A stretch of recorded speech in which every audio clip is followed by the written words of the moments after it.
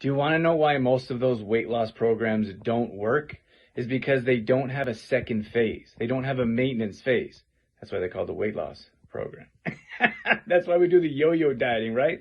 Is because you try a program. Some people realize it doesn't work right away. Other people actually see results, but they cap out. They top out. They have nowhere else to go. It's like if you are in a corporate job and you've tapped out as far as you can go in that business, you get bored. You can't make any more money. There's no more responsibilities. You don't have anyone else working under you. There's nowhere to push up, to look forward to.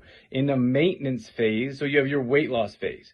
And then we have a maintenance phase. Once you hit that main goal, that's not the end of the program. Because a lot of people quit. They stop. They're bored. There's nowhere to go. They've tapped out. With us, you hit that maintenance phase. We teach you how to keep that weight loss forever and live in a sustainable manner where you can keep burning body fat and looking and feeling fantastic.